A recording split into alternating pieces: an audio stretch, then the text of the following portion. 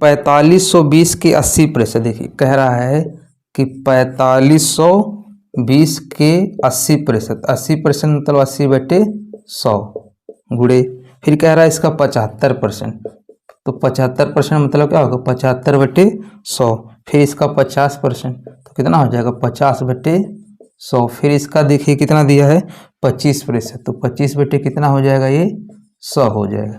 अब इसको काट लीजिएगा, वहीं आपका क्या होगा आंसर हो जाएगा। अब देखिए 1 0 2 0, तो 2 0 से ऐसे कट जाएगा, ठीक है, और फिर देखिए 1 0 से 1 0 ऐसे कट जाएगा, ठीक है। अब इसको और काट लीजिएगा, देखिए जिससे काटेंगे 25 चौका कितना होगा 100 होगा, और 25 3 75, 25 चौका 100 हो जाएगा, ठीक है। और फिर देखिए 5 से काटेंगे, 5 दूनी 10 हो जाएगा। तो देखिए अब इधर देखिए 4 से काटेंगे, 4 दूनी 8 और 2 से 2 1 कट जाएगा। अब देखिए सिर्फ आपके पास इधर 3 बचा है और ये बचा है, तो 4 से इसको भी काट लीजिएगा, तो 4 एकम 4, 4 एकम 4, 4 3 12, यानी देखिए यहाँ पर 113 बचा है और यहाँ पर 103 बचा है, तो 113 का 3 में गुणा करेंगे, 13 3 39, यानी 339 हो जाएगा। कितना हो जाएगा 339 हो जाएगा। तो कौन सा ऑप्शन सही हो जाएगा, इसका पहला वाला सही हो जाएगा। इसमें कुछ नहीं करना, बस आपको कैलकुलेशन करने का तरीका पता है होना चाहिए, ठीक है। जैसे जरूरी नहीं है कि जैसे हम काट रहे हो आप वैसे ही काटे, अलग भी काट सकते हैं। अगला क्वेश्चन है 360 के 200%। अब दिया है 360 का 200%, तो 200% हटेगा नीचे 100 हो जाएगा। फिर दिया है 150%, तो 150 कितना हो जाएगा 100 हो जाएगा। फिर कितना दिया 40%, फिर 40/100 हो जाएगा। फिर 30% दिया है, तो 30/100 हो जाएगा, ठीक है। अब देखिए 2 0 से 2 0 तो ऐसे चला जाएगा, ठीक है। अब यहाँ से देखिए 2 0 से 2 0 1 कट जाएगा, 1 0 से 1 0 1 कटेगा, और 1 0 से 1 0 1 कट जाएगा, ठीक। अब देखिए फिर काट लीजिए, 4 से जब काटेंगे, तो जब 4 से काटेंगे कितने बार कटेगा 25 बार, 25 चौका 100 होता है। फिर 5 से काट लीजिए, 5 25 होता है और 5 3 15 होता है। इसका वैल्यू दशमलव में आएगा, ठीक है, तो कोई दिक्कत नहीं। देखिए अब ऊपर कितना बचा है, 2 बचा है, 3 बचा है, 3 बचा है और 36 बचा है, क्योंकि 5 से कटेगा नहीं। तो देखिए 3 3 9 और 9 दूनी 18, यानी 36 गुणे कितना होगा 18, और नीचे कितना है 5 है।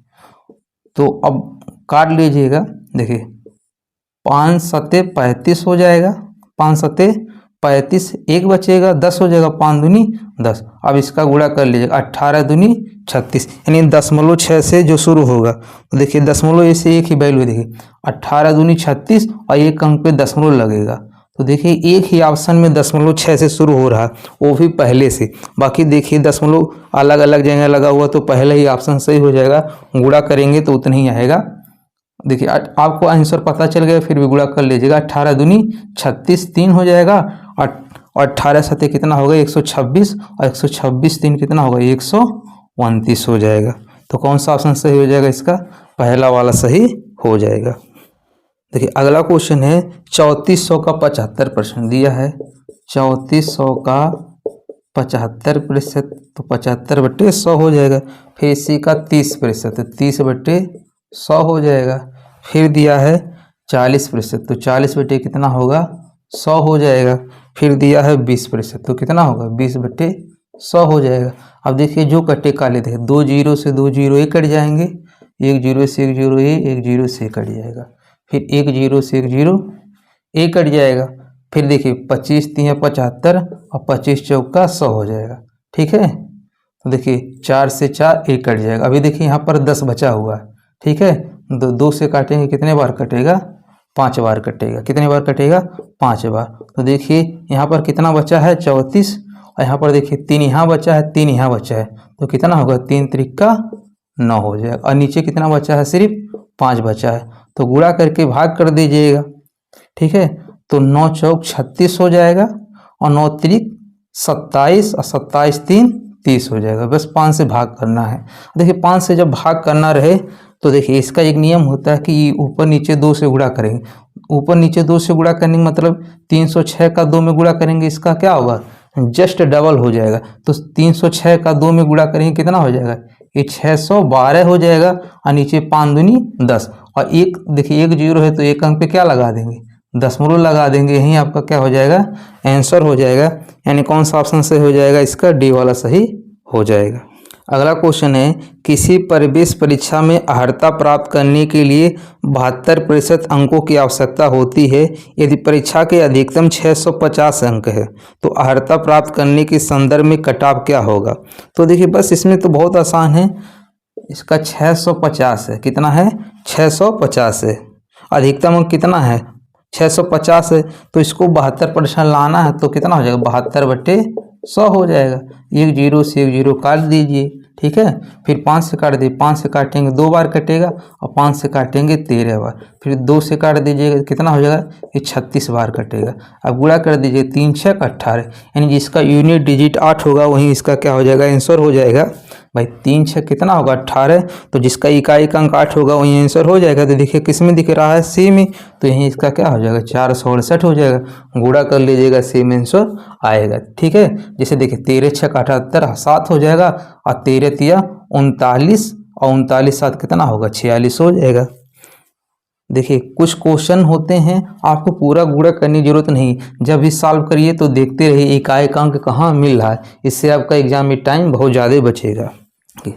अगला क्वेश्चन है, ये 67% अंक प्राप्त करता है जो उत्तीर्ण अंकों की तुलना में 192 अंक अधिक है। तो इस प्रकार के क्वेश्चन में देखिए मान लेते हैं कुल जो पूर्णांक है वो x नंबर का है, तो x का जब वो 67% पाता है, कितना पाता है x का वो 67% पाता है तो उत्तीर्ण अंकों की तुलना में 192 अंक अधिक हो जाते हैं।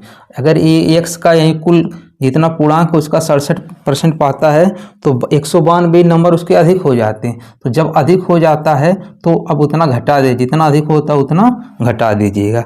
अगला है बी है, कह रहा वो 27% अंक पाता है, एक्स का वो कितना पाता है 27% अंक पाता है और 48 अंकों से फेल हो जाता है, इतना नंबर मिलता है उसके बाद वो 48 नंबर से फेल हो जाता है।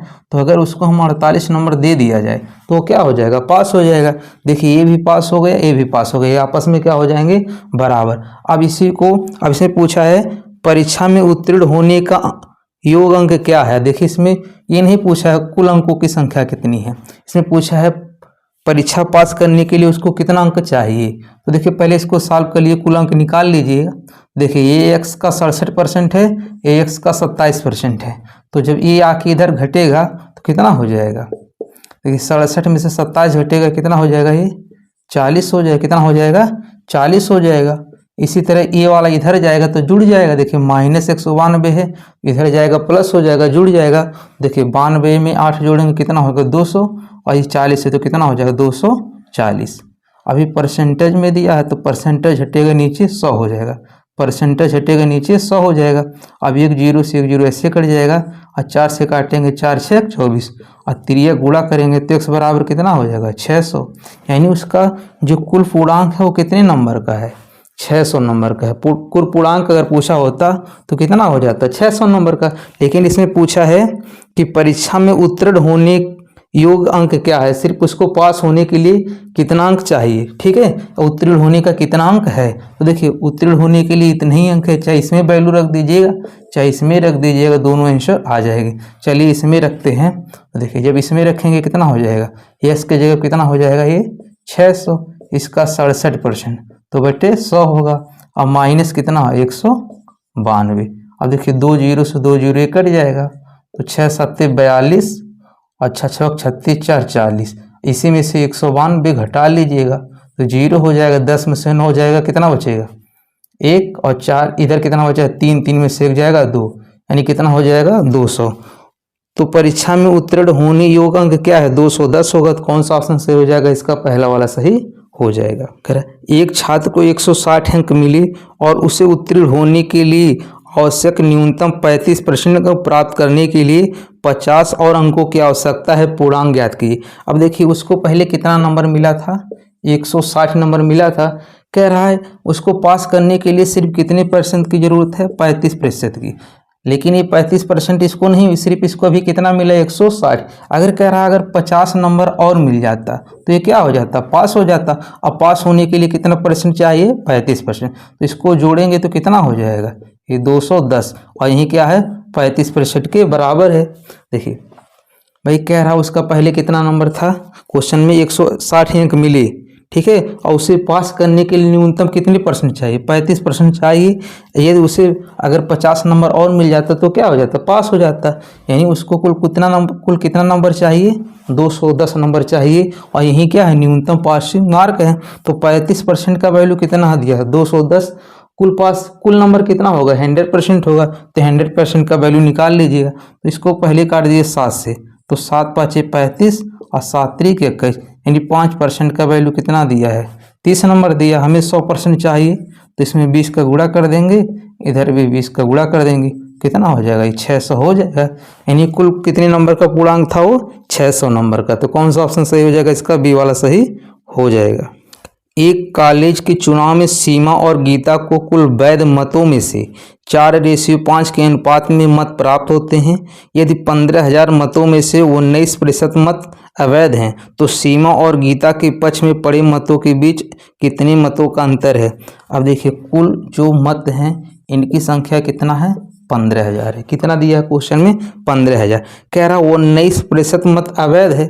भाई अगर 19 जो प्रतिशत है ये मत कैसे हैं, अवैध हैं। कैसे हैं, अवैध। तो वैध मत कितने हो जाएंगे, ठीक है, वैध मत कितने हो जाएंगे, 81% हो जाएगा। कितना हो जाएगा, 81% क्या हो जाएगा, वैध हो जाएगा। तो इसी का निकाल लीजिएगा 81%। भाई कुल मत हमारा कितना, 15,000, और वैध मतों की संख्या कितनी है, 81%।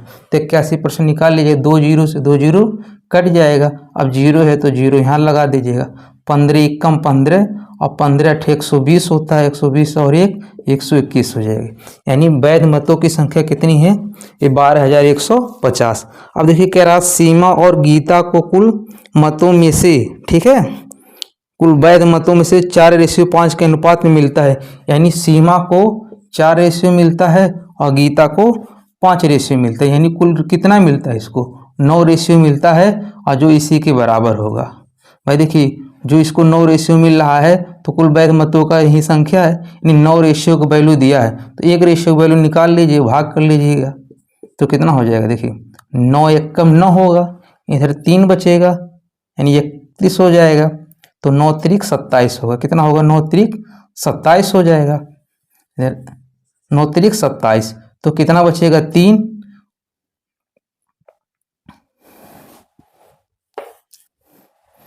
देखिए 9 एकम 9 होगा, कितना बचेगा, 3 होगा, 31 हो जाएगा।